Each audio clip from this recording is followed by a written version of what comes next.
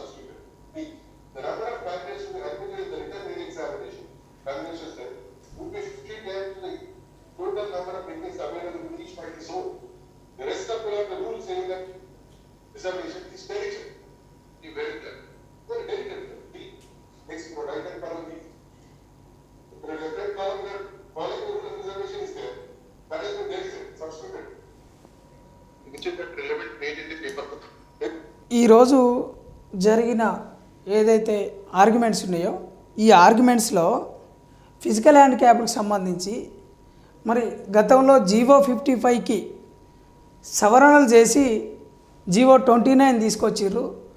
ఈ తీసుకొచ్చిన దాంట్లో కూడా ఫిజికల్ హ్యాండిక్యాప్డ్కి సంబంధించిన వాళ్ళకు కూడా అన్యాయం జరిగిందన్న కేసు నల్లగొండకు సంబంధించిన వ్యక్తి రాంబాబు వేసిన కేసులో ఈరోజు ఆర్గ్యుమెంట్ జరిగింది. దీనిలో మల్టీ జోన్ 1 మల్టీ జోన్ 2 మరి లోకల్ నాన్ లోకల్కి సంబంధించి మరి వచ్చిన వ్యక్తుల్ని ఎక్కడ తీసుకున్నారు, వాళ్ళు జోన్ 1లో తీసుకున్నారా జోన్ 2లో తీసుకున్నారా అనేది కూడా ఆర్గ్యుమెంట్ జరిగింది. అయితే దీని తాలూకు మరి జీవో 29 మీద డివిజన్ బెంచ్కి కేసు జీవో 29 మీద ఇంకో కేసు ఉండే, మరి ఎట్లాగూ దానికి వచ్చింది కదా, ఆ విషయంలో అన్ని ఆర్గ్యుమెంట్స్ అన్నీ చేద్దామన్న ఒక దీంట్లో వాదన కూడా ఉండే. మరి రేపు 27కి ఇదే జీవో 29కి సంబంధించి లోకల్ నాన్ లోకల్ ఇష్యూ మీద మరి ప్రత్యేకంగా రాంగ్ క్వశ్చన్స్ మీద 14 క్వశ్చన్లు రాంగ్ ఉన్నాయని చెప్పేసి రాంగ్ క్వశ్చన్స్ మీద కూడా ప్రభుత్వం తరపు టీజీపీఎస్ తరపు న్యాయవాది కౌంటర్ అఫిడవిట్ చేసిండు. దాంట్లో మరి ఎక్స్పర్ట్ కమిటీకి ఇచ్చి ఎక్స్పర్ట్ కమిటీ ఇచ్చిన ఏదైతే దాని సూచనల మేరకు చేద్దామన్నది కూడా ఉన్నది. మరి ఆ కేసు కూడా రేపే ఉన్నది. మరి అదేవిధంగా సోషల్ రిజర్వేషన్ సంబంధించి ఈ కేసులన్నీ రేపు సెప్టెంబర్ 27వ తారీఖు నాడు మరి ప్రతిష్టాత్మకంగా ఉన్నాయి. ఈ కేసును మాత్రం అక్టోబర్ 14 నాటికి మరి దీన్ని మళ్ళీ వాయిదా వేయడం జరిగింది. కానీ ప్రభుత్వం తరపు న్యాయవాదులు టీజీపీఎస్ నుండి ఎవరైతే న్యాయవాదులు ఉన్నారో వీళ్ళందరూ ఏం చూస్తున్నారు అని అంటే, ఇప్పుడు దసరా సెలవులు వస్తున్నాయి.